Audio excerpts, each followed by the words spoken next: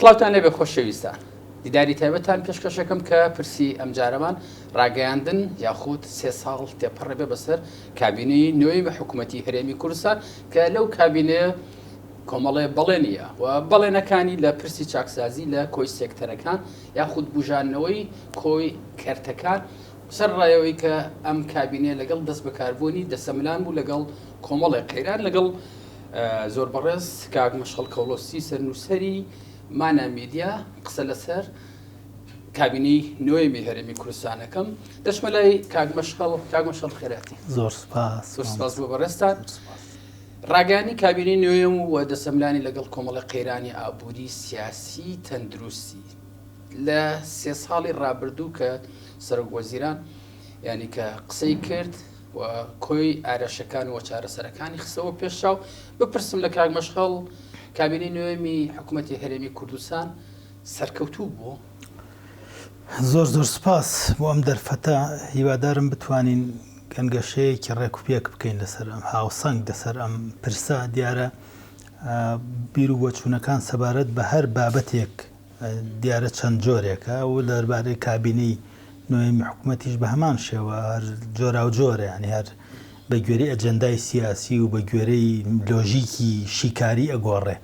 ئەنی ئەوەی کە من پێم وایە خاڵی ئیجابیە ممکنە کەسێکی تر بە شێوەیەکی تر لە کۆڵینەوەی لەسەر بکە ڕوویەکی جیاواز و گۆشەنیگای ڕوانینی جیاوازە من ئەوەندەی کە سەرنجە دەم ئەوەندەی کە ئەبینم و ئەخوێنمەوە و دێتە بەرچاومان جۆرێک لە سەردەمێکە ئێمە تێپەڕین لە بەختی ئەم کابینە بوو یان لە بێبەختی کابینەکە بوو ینی بەڕاستی ئەگەر لە گۆشەنیگای بەختەوە سەیری بکەین پێمان وایە کە تێپەڕین بەم هەموو قەیرانە و دەرچوندەی ئەمە بۆ خۆی جۆرێک لە موعجیزەیە جۆرێک لە قەڵەکەکردنی ئەزمونە ئەمەیان بەممانە بەختی هەبوو کابینەکە کە بە کۆمەڵێک قاڵبووی ناو کۆمەڵێک قەیرانی کاریگەری زۆر گەورە لە جیهانەکە هاتۆتە پێش ئەمە قاڵبووی هەنی من پێم وایە کورد بەجیاوازی کاک مەشغەڵ ئەوێ بڵێ بەجیاوازی بەخت و عەقڵ ئەگەر بەدبەختی بوو بێ عەقڵ من ئەڵێم یان بەختی هەبوو یان بەدبەخت بوو کە تێپەڕی بەناو ئەمە هەموو قەیرانە ئەنێ گەر من بە چاوێکی بێلایەنانە سەیری بکەم لەم دوو گۆشەنیگا زیاتر نابینم ئەوەیە کە کابینەیەک دروست بوو ڕاستە و خۆ چوە ناو کۆمەڵێک قەیرانی پشتشکێن کە تەنانەت گەورەترین ئابوووریەکانی دنیا گەورەترین سیستەمە دامەزراوەکانی دنیا کە خۆیان بڕیاری اقتصادی لە دنیا بەدەستیانە سەرێکی وەکو دۆمینۆ ئەکەون ئیستا من هاتم لە ستۆدیۆ نیزامی هایەتی خەریکە ئەکەوێت لە ژێر قەیرانی قورسی اقتصادی ئێمە پێویست ئاوەها سێرنج بدەین کورد کە خۆی ئەزمموی نییە لە ئیدارەدانی هیچ قەیرانێک خۆی بەڕێوە نەبردووە کورد تازەیە لە حکومداری بەڵام لە ناکاو ئەکەوێتە ناو قەیرانێکی یەکجار گەورەی جیهانی ئەم قەیرانە نەسەری هەیە نەبنی هەیە نەسەرەتای هەیە نەکۆتایی هەیە چکە قەیرانەکان درێژکراوەی کۆمەڵێک قەیرانی گەورەترن لەبەر ئەوە ئێمە ناکرێت پێمان وابێ کورد کە هیچ ئەزمونێکی نییە ئەتوانێت بە ئاسانی دەرچێت لە کۆمەڵک قەیران و ئێمە حیزبی سیاسی نین وەرکابەری حکومت نین و معارەزە نین بین هەموو گۆشە و کەنارەکان بخێنە بەر نەشتەری ڕخنەیەکی ڕوخێنەر ئێمە بەرپرسیارین بە بەرپرسیارانە قسە ئەکەین بەرپرسیارین لە خەڵک لە ژیانی خەڵک لە ڕەفاهەتی خەڵک لە موچەی خەڵک لە هەمان کاتا بەرپرسیارین لە ئەزمموی کوردی لە حکومی کوردی لەو ئەزمموی کە پێویستە هەمومان گەشەی پێ بدەین لەبەرەوە من لەم منتەڵەقەوە قسە ئەکەم ڕاستە خەڵک بە کۆمەڵی قەیرانی کاریگەر و کوشندە تێ ئەپەڕێ بەڵام لە هەمان کاتا ئەوەش حکومی کوردیش بە هەمان شێوە لە ژێر کۆمەڵێک قەیرانی زۆر گەورە ئەناڵێنێکە لەلایەکەوە بەغدا وەکو هێزێکی داگیرکە تەعاملەکە بەغدا ئەگەر بێت و سەرنجی عرفی دەوڵەتداری بین لە هەموو دنیا نییە نمونەیەکی وها لە تاریخی دەوڵەتداری دووەلی قەومیان نییە دەوڵەتێک بێ عقوبەی بەشێک لە وڵاتەکەی خۆی بە سزای بەشێک لە وڵاتەکەی خۆی بە ئەگەر ئێمە عێراقی خینکاندن تا ڕادەی نەخنکان شکاندن نەهێشتنی ئاسەوار تا ڕادەی نەهێشتنی ئاسەوار هەر جارێ بە بیانویە کە جارێ بە پاساوێک کێشە و لەمپەر دروستەکە بۆ کورد و بۆ هەرێمی کوردستان و بۆ قەوارەکە ئەمە لەلایەکی تر کێشەیەک هەیە کە ئێمە ئیستە پێیتی ئەخین ئەزمموی کۆرۆنا هەنی تەنها ئەوە نییە نەخۆشیەک بێ و پەتایەک بێ و بڕوە کۆمەڵێک لێکەوتەی سیاسی هەیە تەقەلوباتی جیوە سیاسی هەیە کۆنا تەنها ئەوە نییە کە ئێمە بڵێن ئەڕواتی ئەپەڕێ هێشتا لە مێژووی مرۆڤایەتیان نەبووە مرۆڤایەتی بە یەک جار لە یەک چرکە ساتە و بە یەک ئاست و بە یەک ئاراستی ئاسۆی و شاقۆڵی لۆکداونی تەواوی چالاکی اقتصادیەکان لە دنیا بکرێت بەڵام لە کۆنا ئەمە بوو ئەمە ئەبێتە سەرەتایەک بۆ زانستی اقتصاد بۆ زانستی علاقاتی دەولی بۆ دیبلۆماسیەت حتا دەوڵەتان ینی کۆی ئەو گۆشانە ببینیتەوە کە چان یەکەم و کوڕیان بەڵێ یعنی نەکەر ئەوە هەر یعنی ئەزمونێکی ترە سەردەمی کۆنا ئەزمونێکە بۆ بە بازار خستن ئەزمونی نوێ بۆ تەکنەلۆژیا ئەزمونێکی تازەیە بۆ دیبلۆماسیەت ئەزمونێکی تازەیە کورد لە هەمووی کاریگەرتر ئەوەیە کە ئیستا ئێمە بە قەیرانی دووەمی کۆناتەیە پەڕین کە بریتە لە ئەزمەی ئۆکرانیا و رووسیا ئەزمە لە دوای ئەزمە ئێمە لە بەردەم کۆمەڵێک قەیرانی کوشندەین کە هەرێمی کوردستان قەوارەکەی بزات کابینەی نۆ دەست و پەنجەی گەرم کردووە لەگەڵ کۆمەڵێک قەیرانی جیهانی کە ئەم قەیرانانە عریقترین اقتصادەکانی دنیا کە اقتصادی یۆرۆ بۆ نمونە ئیستا ئێمە هاتین یۆرۆ تێکشکاوە کاکە هاڕێی کردووە یۆرۆ بە مستەڵەحە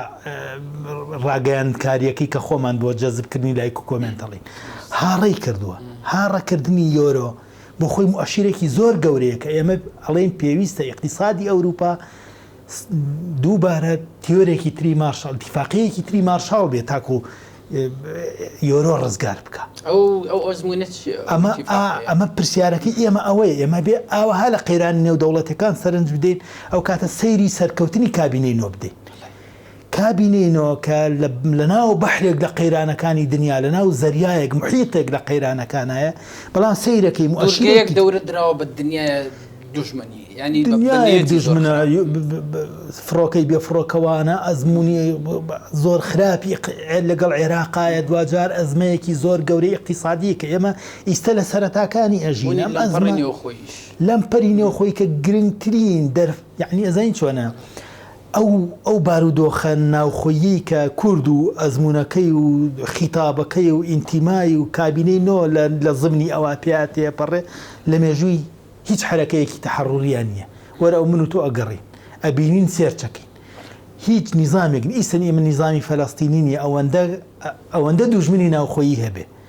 ئەوەندە بە بەرنامە لە شکۆی بدرێ ئەوەندە بە بەرنامە لە بەرنامەکانی بدرێ ئەوەندە بە بەرنامە لە خیتابی بدرێ لە سومعی بدرێ خۆیەکان بۆ ئەندازێ ینی هاوشێوە نەبن هەمان شێوە لەم پەرە ناو خۆیەکان من پێم وایە لە قەیرانە گەورە جیهانێکە کاریگەرترە قەیرانە جیهانیەکە ئیستا ڕووس ڕیکلام بۆ ئەوە کا پروپاگەندە بۆ ئەوە کاڵێمە ڕۆشتنی جۆنسۆن سەرەتای یاری دۆمینۆیە لە ئەوروپا باشە یعنی سەرۆک وەزیرانەکانی وڵاتانی ئەوروپا یەک لە دوای یەک ئەکەون بۆ لە بەردەم ئەو قەیرانەی کە لەگەڵ ڕووسا هەیان خۆیان ناگرن نە لە ڕووی اقتصاد نە لە ڕووی وزە نە لە ڕووی گازی سروشتیوانە و لە ڕووی ئەزمموی سیاسی ئیدارەدانی قەیرانێکی جیهانی بەقەدەر قەیرانی ڕووس خۆیان ناگرن جۆنسۆن یەکەمە بەڵام ئەخیرەم نییە لە دوای جۆنسۆن خەڵکی تر ئەکەوێت ڕێیز وزەراکانی تر ئەکەون هاتنی بایدن بۆ ناوچەکەی ئێمە لە کاتێکە ئێمە بەرەو چیە ڕوین بەرەو وەرزی سەرما و سۆڵاتی کۆی ئەوانەی وت بەراورد ینی هەموو چاڕوانی کەوتنی کابینەی نوێیان ئەمە ئەڵێم خاتری کابینەی نۆ ناگرم من وەکو توێژەرێک ئەیبە خاتری کابینەیەک بگرم بۆ قەڵەمی من سومعی نووسینی من عیبە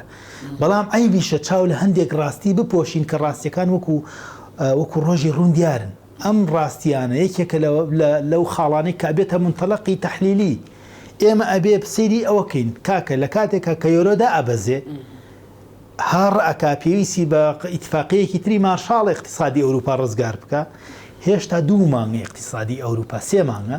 اقتصادی ئەوروپا تووشی ئەزمە بووە بەڵام هەرێمی کوردستان لە 2014 لە ئەزمونێکی گەورە لە ئەزمونێکی خۆ ئیدارەدانی گەورەیە لە کاتێکا کە ئەزمەی گەورەی مستەنعی بۆ دروست کۆی کاڵاکان لە ساسی لە ئەوروپا کاکە ئەزین چۆنە ئیسە ئێمە ئەباسی ئەوەکەین ئەڵێن هەرێمی کوردستان لە کاتێک ئەم کابینەی نۆ لە کاتی ئەم قەیرانە زۆر گەورە کە سێرەکەی وەزعی موچە ئیسە باشە ڕێز و زەراڵە ئێمە توانیمان قەرز نەکەین کە ئەمە خاڵێکی زۆر ئیجابیە 1 ملیار دۆلاریش بدەینەوە و خاڵێکی تریش کە ئێمە اقتصاد نازدین هەڵێ ڕێژەی داهاتی ناوخۆی تا ڕادەی لە 100% زیادی کردووە. ئەمە ژوێنەدانەوەی هەیە لەسەر چی؟ لەسەر موچەی خەڵک. استراتیژێکی دوورتر. ئەمە یعنی وەرە بەراوردی کە بە اقتصادی بەریتانیا. من نەزانم دوای ئەوە کە لە سوسیال میدیا ئەم قسانی مندا ئەبەزێ ئەبێتە شەڕەجنێ و ئیهانەکردن و مهاتەرات بە من و ئەمانە. بەڵام ئێمە لە ڕاستیە ئێمە باحیسین، ئێمە احترامی قەڵەمەکەی خۆمانەگرین. قەڵەمی ئێمە ئەبێ ناچارین بوەسین لە بەرامبەر اقتصادی ئەڵمانیا و بین بەراوردیکەین. اقتصادی ئەڵمانیا بۆ تێکەچێ، بۆچی جۆنسۆن خۆی ناگری اقتصادی بەریتانیا دائڕمێ لە کاتێکە عمری ئەزمەکە تەمەنی ئەزمەی اقتصادیان لەگەڵ ڕووسا 4 مانگە کاکە. ئەم 4 مانگە لە سەرەتای قەیرانەکە تاکو ئیسەکە ئەزمەی وزە بۆیان دروستە بێ سەرەکەی لە 200 نرخی شتەکان بەرزە بێ. اقتصادیان تێکەشکێ یۆرۆ مەکانەتی خۆی لەدەسەدا. ئەمە مؤشیرێکی زۆر گەورە، ئەگەر چی ئێمە ئابووری نازنین، بەڵام مؤشیرێکی گەورەیە بۆ یەک خاڵی سەرەکی. ئەویش مستەوای تەحەدیە لە کەسایەتی سەرۆکوەزیران. بەڕاستی ئەمە من بەمڕامە کرد. من بوومایە دووچاری ئەم هەموو قەیرانە ببوومایە و دووچاری ئەو شاڵاوە ناشرینە ژەهراویەی ئەو شاڵاوەتی ڕناکەم. ئەمە زۆر مهمە لە کاتێکە حیزبەکانی تەنیشتی با بە سەراحەت قسە بکەین گۆڕان و یەکێتی قەت خۆیان ناخەنە ژێرباری بەرپرسیارەتی. لانی کەم لای خەڵک هەمیشە ئەواڵێن کە ئەوە حکومەتە موچەتان نادات لە کاتێکە خۆی حکومەتە. ئێمە ئەم قسانەکەین ڕەحم بە حکومەت ناکەین. دروست کاگمەش خەڵکە ڕەحم ناکەنێ وەکو ڕۆژنامەوانێ وەکو چاودێرە ینی کۆی ئەم قسانە لە ئارگومنت و ینی بە لۆژیک هیچ ینی لە مزداقەتی قسەکان کەم ناکاتەوە یاخود لە قورسایی کابینەی نوێم لەوەی کە ئێمە ئەگەر هەراوە بگەڕێنەوە لۆکیشنێک باگراوندێکی ینی کاری پێشینەی حکوومەتی هەرێمی کوردستان ببینین ینی موچەخۆرێکی زۆرمان هەیە کە ئەڵێ موچە دوانەکەوتووە سەرڕای بارتەقای ئەو هەموو موچەخۆرێک لە هەموو دنیای وێنەی نییە. لە کۆی سێکتەرەکانی تر ئەمە هیچ بنیادێکی ینی پێشینەمان نەبوو لە تەندروستیەوە لە ئابووریەوە لە کشت و کاڵەوە. حکوومەتی کابینەی نوێم دوای 3 ساڵ دەڵێن 1 ملیارد دلار زیاتر من قەرزم ماوەتەوە قەرزم نەکردوتە بارگرانێ بوونەوەکانی ئایندا بەم تەقیم بۆمە ساگان نەبێ ینی ئەمانێ من خۆزگە ئابووری ناسێکتان پێنایە لە معنە ئابوووریەکانی ئەم قسە بزانێت چییە من نایزانم. لە ڕاستیە من لە ڕووی اقتصاد ناتوانم تحلیلی وەکو بەرنامەی سیاسی حکوومەتەکە وەکو ڕنگدانەوەیشی لەسەر ژیانی خەڵک و لەسەر ئەوەی کە یعنی ئەیبینین خەڵکی ئێمە داخوازیەکانی سادەن بە ئەندازەی سادەیی سیستەمەکەمان تێگەی بە ئەندازەی سادەیی خەیاڵدانی ئێمە بۆ ژیان. ینی بەڕاستی ئێمە نامانەوێ لە خەیاڵیشمان نییە و نایشمانەوە نەیشمان کردووە داخوازیەک لە حکوومەت بکەین بۆ نمونە بڵین بۆ نمونە میترۆیەکمان بۆ دروستکە لە بینی هەولێر. ئەمە تا ئیسە خەیاڵدانی ئێمە ئەمەیتیانە ئاستی خەیاڵدانی ئێمە و ژیانی حیز بە معارەزەکانیش تەغزیە ئەم حاڵەتەیان کردووە کە ئێوە بێموچەتان هەبێ و دابمەزرێن. ئەخیر بیرکردنەوە داخوازی ئێمە وتراوە موچە ئاها تەواو بەسەر چاو حکوومەتی هەرێم کابینەوەم خەریکە موچە باشەکەەوەی خاتە سەرسکەی خۆی. ئەمە لەگەڵ خەیاڵدانی عەقلی جەماعی ئێمە ئەگونجێ لەگەڵ خەیاڵدانی هاوڵاتی ئێمە لەگەڵ دروشمەکانی حیزبە سیاسیە معارەزەکانی ئێمە تەواو گونجاوە. من نازانم ئەگەر اقتصاد ناسێک بێنی چۆن لەمە تێئەگا. بەڵام ئەوەی من بە چاوی چاودێرێکی سیاسی سەیرەکەم حکوومەتی هەرێم بیانووی معارەزەی بڕیوە بیانووی معارەزە حتا بیانووی هاوڵاتی بڕیوە لەوەی کە ئەڵێ موچە بەسەر چاوە موچە. بەڵام من زمانی بەرزبوونەوەی نرخەکان ناکەم چکە لە اقتصادی عالەمیان نرخ بەرز بۆتەوە لە بەڕاستی ئیستە لە ئەگەر بێ ڕێژەکان سیرکەی لە هەندێک لە اقتصادە عریقەکانی دنیا ڕێژەی کاڵا لە 400 بەرز بۆتەوە 400 و ئەمە سەرەتایە ئەگاتە لە 6,000 ئەگاتە لە 6,000 باشە. ئێمە ینی هەر لەبەر ئەوەیە کاتێک کە ئەبینین نەتەوەی گرتوەکان گۆتێرش ڕووەکاتە پۆتین پێڵێ ئەلەگەر زەڕەیەک ئینسانیت دەدڵ تاماوە بەندەرەکان بکەرەوە بۆ بازرگانی دانەوێڵە و ئەم شەو خۆشبەختانە بەندەرەکان کەەوە ئیتیفاقێکیان کردووە لەگەڵەوە ئەو کاتە ئێمە ئەو مەترسی برسێتی ترسناکە لەسەر مرۆڤایەتی یعنی بە ئیمزایەکی پۆتینە بە ئیمزای مەسرور بەرزانی نییە بەرزبوونەوەی کاڵە یعنی بۆ ئەوەی خەڵک ڕوون بێلای ئیستە لە جیهانە لە ئەمریکا هەرگیز لە 73 لە ئەمریکا ئەزمەی ئابووری و ئەزمەی سوتەمەنی ئاوە هەنە بۆ کە ئیسا هەیە گاڵۆنێکی 4 لیتری نزیک بۆ تۆ لە $5 و بەرەو بەرزبوونەوەی زیاترە ڕۆ هەر ئەمە وای کردو بایدن بە خێرایی بەرەو ڕۆژهەڵاتی ناوەڕاست بێ ئەوەش بەدەست بایدنیش نییە بەدەست کەسێکە پێوترێ پۆتین و پۆتین ئیمپراتۆری دنیاە و ئەمە تەحولی هێزە لە ڕۆژ ئاوا بۆ ڕۆژهەڵات ئێمە ئەبی میدیاکان خەڵک نەخەڵەتێن میدیا خەڵک نەخەڵەتێنێ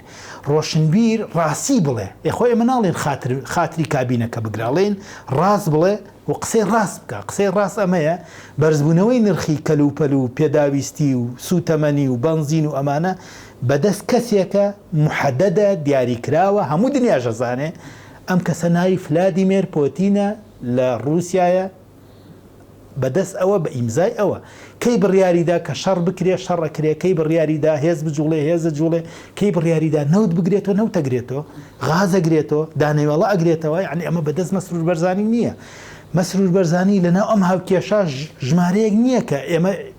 هەموو تاوانەکان بخینە ئەستۆی ئێمە اینۆ بۆ هەرێمی کوردستان ئەڵێن سەرباری ئەو قەیرانە گەورە ناڕەحەتەکە ئەمڕۆ لە جیهانە هەیە کە سەرۆک وەزیرانی بەریتانیا و سەرۆکی ئەمریکا بەرگەی ناگرن کە اقتصادی ئەڵمانیای ڕوخاندووە ئیستە ئێمە لە بەردەم حکومەتێکین کابینەیەکین کە ئیستە توانیوێتی موچە باس پێچەوانەی هەموو سیستەمەکانی دنیا لەوێدا ڕوخانە بین بەڵام لێرە سیرەکەین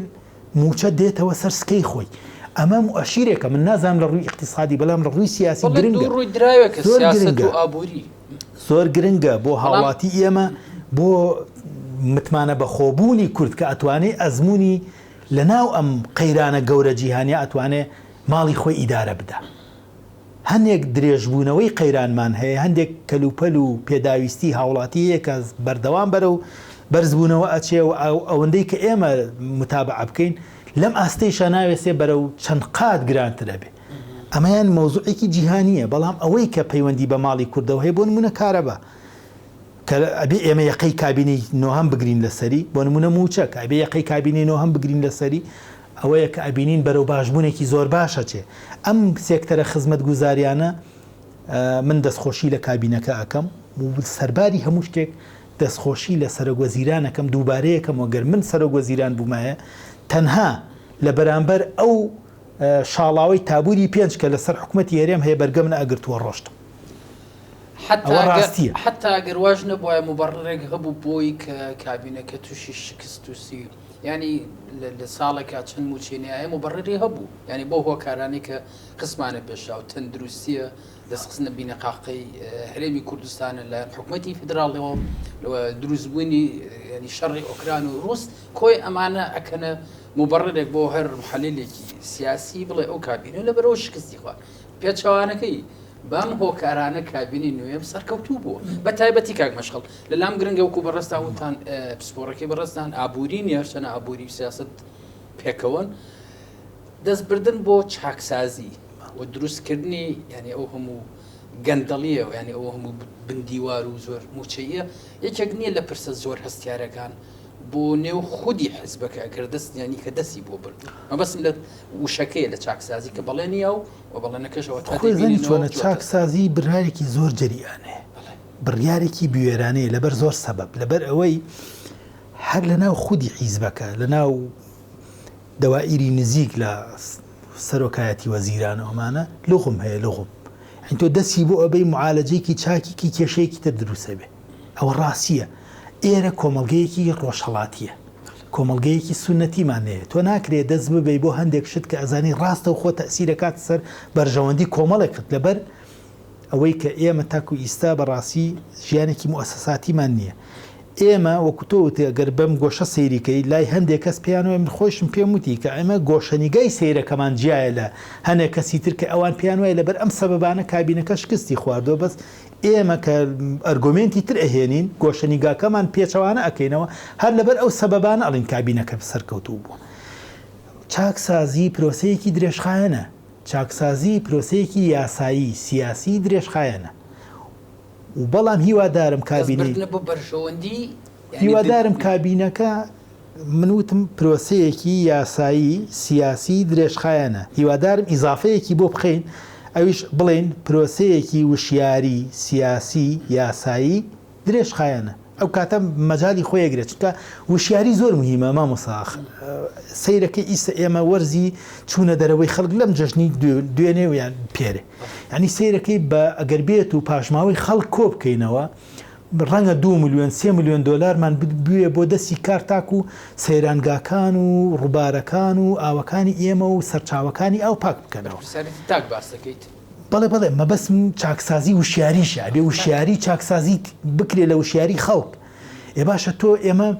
ئەم هەموو داهاتی ئەم میلەتە سەرفکەین لەوەی کە جەناب ڕۆشتوی بۆ سەیران شوێنەکەی خۆتی پیس کردەوە ئەمە پاشماوەکەی تۆ هەڵ ئەگرینەوە بە پارەیە کە حکومەتە بێ سەرفیکە لەبەرەوە تۆ داهاتی حکومەت بە فیڕۆ ئەدەی دەوڵەت و کۆمەلگاکەی خۆت بە فیڕۆ ئەدەی لە کاتێکا کە ئەم پاشماوە توڕ ئەدەی ێ باشە چاکسازی لەم لاوە تۆ چاکسازی ئەەکەی باج زیادەکەی باج وەرەگری لەم لاوە ناچاری ئەو باجەی وەرەگرتووە بێ بە حەقی هەڵەی کەسێک کە وشیاری نییە ئەم چیمان کرە و کاتە ئێمە ئەو کاتە ئێمە پێویستمان بەوە هەیە وشیارەکەی بۆ زیاد هەر یەک لەوانە زاریان ئەگەر بکەنەوە دنیای کەم و کوڕی و ڕەخناگرن لە کابینەی نوێم لە هەمان کاتاخوان وەکو فەرد چه مستهلیکێکن چ بەکاربێت بێگومان لە ماڵ سەیرەکە ئیسە ئێمە چاکسازی ئەکرێ بۆ گەڕانەوەی نیسبەتێک کارەبە ڕێژەیە کارەبە بۆر بگیرێتەوە بەڵام سەیرەکەی هاوڵاتی لە ماڵی خۆی سێرەکەی 12 گڵۆپی لە ژوورێک داگرساندۆ کە هیچ پێویست ناکەن لە ئەسڵن لە ژوورەکەی شانی مەبەستی من ئەوەیە ئێمە ئەگەر لە ئەنجامی چاکسازی کابینەی نەوە بۆ نمونە 10 میلیۆن دلارمان وەرگرت بێ گەڕاند بێتەوە بۆ کابینە بۆ داهاتی حکومەت لەم لاوە هاوڵاتی بە هەندێک تەسەڕوفات حکومت ناچارەکە لەو 10 میلیۆنە لانی کەم 3 میلیۆنی بداتەوە بە حەقی ئەوەی کە وشیاریمان بڵاو نەکردێتەوە ئێمە لەبەرەوە ئێمە پێویستە پرۆسەکە بە وشیاری دەست پێ بکەین و هاوڵاتی ئێمە بێتە هاوڵاتیەکی شارستانی و بەرپرسیار و خاک و نیشتیمانی خۆی خۆش بوێ ئەم خاکە خاکی کابینەی نوێم نییە نیشتیمانی کابینەی نوێم نییە کابینەی نوێم تەنها ئیدارەی ئەم نیشتیمانە ئەکا بۆ ماوەیەکی دیاری کراو ئەگەر هەڵی کرد دوجار کابینەی دەبا بێ چاکی بکە باشتری بکە باشتر ئیداری ئەم وڵاتە بکە لەبەرەوە بە هاوڵاتی ئێمە ئەبێ لەوە تێبگا نابێ لە ڕقی مەسرور بەرزانی گوڵۆ پێ زیاتردا بگرسێنی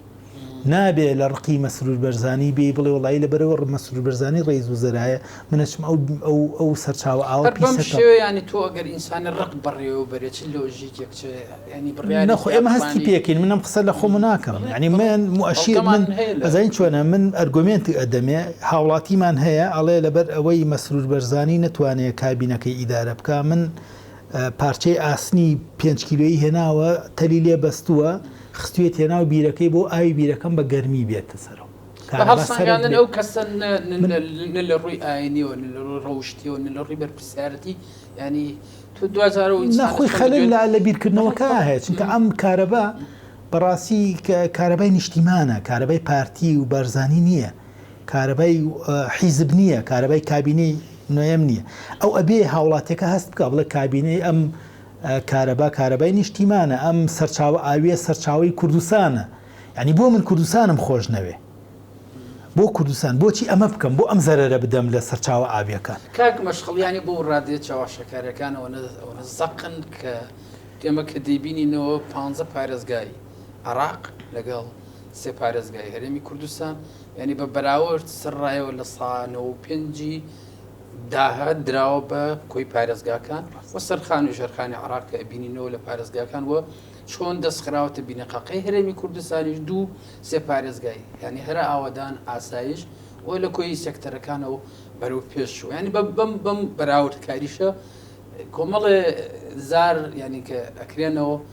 ئاوا دەخوازن ئەم هەرێمە ئازیزە ینی ئاوادانە تەسلیمی نەمێنێ نەکەر ئەوە ئێمە مامۆسای ئاینیمان هەیە لەسەر شاشەی تەلەڤیزیۆنەکان بە ئاشکراڵێ دزی بکەن لە کارەباڵی یەک مشکلەی نییە نە لە شەرعانە لە قانونە بەڵێ چۆن ینی کە تۆ ئەمە ئەبینی باشە یعنی سیرکە ڕاستە ئەوان لە دەرەوەی وڵات ئەم شتانە ئەکەن و ئەو قاف ناتوانێت لێپرسین بەڵام باشە ئەی ویژدان باشە ئەی ویژدان تۆ چۆن خەڵکانە دەی بۆی دزی لە کارەبا بکە پارەی کارەبانەدا دزی لە کارەبا بکە زیاتر ڕاکێشێ باش ئێمە لە کاتێکە کە ئەم هەجمە ئەبینین بە تەنها ئەوەی بپرسین بڵین کاکە وەرن با سێرچکەین لە دنیا چ میلەتێکی تر وایە چ میلەتێکی تر مامۆسای ئاینی پیاوی ئاینی پێویستە خەڵکان بدا بۆ ئیشی باش، بۆ ئیشی جوان، بۆ خزمەتکردنی وڵات، بۆ دڵسۆزی بەرامبەر بە هاوڵاتیەکانی تر لە چ وڵاتێکی لەناو چ کەلتورێکی تر لەناو چ گەل و کۆمەڵگەیەکی تر ئەوە هەیە نمونەی بۆ چارەسەرکردنی ئەمانە کاک مەشخەڵ لەناو چ گەلێکی ترە مامۆسا پەیچ و سایت و کەناڵی وڵاتەکەی خۆت بە زمانی خۆت بێت پێت بڵێ ڕاکە ئەوە دوژمن هات گرتیتی لەکوێ هەیە نمونەیەکی ترمە ئەگەر پێ بڵێ تەنها دوێنێ چەند کەسێک محاولەی ئەو شتانەیان کردبوو ئەکسەر پۆتین خۆی هاتو تێمان تابووری پێنجن ئەمانە لێ خۆشببوونی نییە یعنی شتی وەها ئەمە ئەگەر تۆ معارزی ئەگەر ئۆپۆزیسیۆنی ڕێیەکی جیاوازی هەیە کەناڵ هەیە و ئازادی هەیە بەڕاستی ئازادی قسە بکە ئەنی وەرە قسە بکە لەسەر کابینینەوە بە خاڵ پێم بڵێ ئەمانە 1 2 3 4 5 ئەم شتانەی هەڵەیە ئەمە کەم و کوڕیە و ئەمەش بەدیلە بەمانە کارەکانی ئەوە ناکاتە بێ ئاکاری ئەزانی چۆنە تابووری 5 یعنی تابووری 5 خۆی تعریفی هەیە هەم لە علومی سیاسیە هەم لە علومی مخابراتیە یعنی ئەزانی چۆنە هەم لە من ئەوەی کە دەردەدڵ بکەم بۆ هاوڵاتی کورد بۆ کەناڵێک لە کەناڵێکەوە دەردەدڵ بکەم من پێم وایە ترۆپکی بیئاکاریە بەرامبەر بە نیشتیمان ترۆپکی بیئاکاریە بەرامبەر بە ئینتیمایە کە پێوترێ ئینتیمای کوردایەتی 2000 ساڵە کورد هیچ شتێکی نەبووە کورد مدیرناحەیەکی نەبووە 2000 ساڵە هیچ قوارەیەکی نەبووە کورد هیچ بەشدارەیەکی لە دووەلی قەومیان نییە تازە ئێمە شتێکمان هەیە بچکۆلانە پێوترێ هەرێمی کوردستان ئەم هەرێمە لە هەر چوار دەورەوە بە دوژمن دەورە درراوە لە ناو خۆیشا کۆمەڵێک تابووری 5 یعنی ئەوەی کە بەرامبەر هەرێمی کوردستانە کرێ لە هیچ سیستەمێکا ڕێپێدراونێ نە لە سیستەمی شویعی نە لە سیستەمی دیکتاتۆری و نە لە سیستەمی لیبرال و دیموکراتیەکەی ڕۆژئاواش هیچ کەسێک ئازاد نییە هیچ کەسێک ئازاد نییە نە ڕۆژنامەنووس نەجگە ڕۆژنامەنووس لەژێر ناو تایتڵی ئازادیە بێت هەیبەتی وڵاتەکەی خۆی بشکێنێ نیشتیمانەکەی خۆی بداتە بەر نەشتەری ناشرینکردن و داوای تەسلیم بوونی هەموو پنتەکانی کۆمەڵگە بکا بە دوژمن وارە پێم بڵێ ئەگەر سەربازێک لە ناو کۆمەڵێک سەربازە ئێمە لە جەنگێکی کەلتوری سیاسی قانونیە لەگەڵ عێراق ئەگەر سەربازێک ساڵە عێراق 100 ساڵە عێراق زوڵم لە کوردەکە کیمیایی پێئکات جەریمەی ئەکا خاکێ سووتێنێ گوندیە سووتێنێ نەوتی کەرکک دەرەهێنێ ئەیابەت قومبەلەو ئەینێ بە هەرێمی کوردستان و بە کوردەوە بە قانون خراپتر ئەکا و لە خەیاڵدانی شاهەیە خراپتر بکە و ئەگەر ئەم جیلە کە لە قیادەی کووردا هەن لا سامەحەڵڵا ئەم جیلە نەمێن جیلێکی تر بێتە پێشەوە ببێتە قیادەی کورد و کات هیچ شتێکمان نامێنێ ئێمە بۆ بەرامبەرکێکرد لەگەڵ عێراق من قسەیەکەی ئەڵێم چۆنە 100 ساڵ ئەو ستەمی لێ ئەکا نایبینی ئیسەش داوا ئەەکەی ئەوەی کە هەمانە پێشکەشی بکەین چۆنە ئەبێ ڕادەستی بکەین عین لەسەر ئەساسێکی سیاسی و منطقی هەرچەنەوە هەوڵانە لە زۆکن و کەم نین بەڵام هەن زانی چۆنە من لەگەڵ ڕێزی زۆرمە یەک وێنا بۆ ئەەکەم یەک وێنە ئەگەر ئێمە لە هۆڵێکا دابنیشین هۆڵێک بۆ لایڤ میوزیکێک دابنیشین مۆزیکێکی جواندا لێ بدرێ بۆ ئێمە احترامی زۆرم بۆ بینەران احترامی زۆرم بۆ بەڕێستانە بۆ کەسانی گوێیان لەم قسە هەیە بەڵام لە ئەسنای ئەو لایڤ میوزیکە گوێ درێژێک بێتە ژوورەوە بنەڕێنێ خەڵکی ناوەکە تێک ئەچێ ینی بە سێری ئینتیبامانەکە گوێ درێژەکە ئینتی ئەو دەوڵەتانی داگیر کرد کاتێکە پەیچێک سایتێکە کات و داوای خۆڕادەستکردن بە عێراقەکە ئەوان خۆ ئەزان ئیجماعی کوردی لەگەڵ نییە بەڵام نەزەری کورد بەرەو ئەوە ئەچێ سروشتی مرۆڤە بزان ئەو دەنگە نەشازە کێ بوو چی بوو تێگەی لەبەر ئەوە گوێ لە مۆسیقاکە ناگرین ئەگەر هەمومان باسی نیشتیمان پەروەری بکەین باسی کوردایەتی بکەین گوێی لێ ناگیرێ بە ناکردرێ تێگەی بەڵام یەک پەیج یەک سایت یەک کەناڵ یەک مامۆسای ئاینی کاتێک بێت بڵێ یەکسەر فۆکسی کۆمەلگا فۆکسی میدیا فۆکسی هەموو سێکتەرەکانی کۆمەلگا چێ سەر ئەو دەنگە نەک لەبەرەوە کە دەنگی خۆش و معقولە لەبەرەوە دەنگێکیش نەشازە سەیرە با بزانین داواکاریەکەی چییە تەشبیهکەوە ئاکرێمی تافۆڕەکە بێوا بچوێنیت بەڵێ کاریگەریانە و ئەوە کاریگەریەکەی تێکدانی میزاجی گشتی کاریگەریە ئێمە ئەگەر ینی سەیری تەختیتی سیاسی بکەیت حتا تەختیتی ئەعلامی یەکێک لەو خاڵانی کە تۆ ئەبێ حسابی بۆ بکەی پێوترێ تەشویش.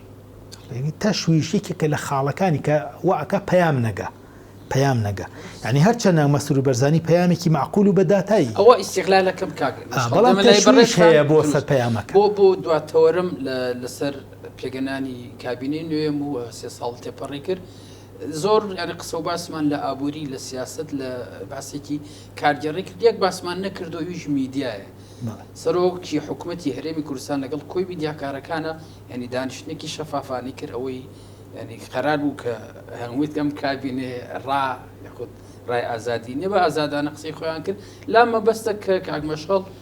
سەرنووسەری مانامیدیایە ئەم کەناڵە نوێیە دامەزرێنیت لە دەستپێکای ئەتانەوێت چۆن حقەتەکان وەکو خۆی پیشان بن و تەبنیکەی لەگەڵ ئەو دانیشتنەی زۆر سپاس بۆ ئەم پرسیارە من ئەی قۆزمەوە بۆ ئەوەی استراتیجی ئیعلامەکەی خۆمان باس بکەین ئەوش ئەوەیە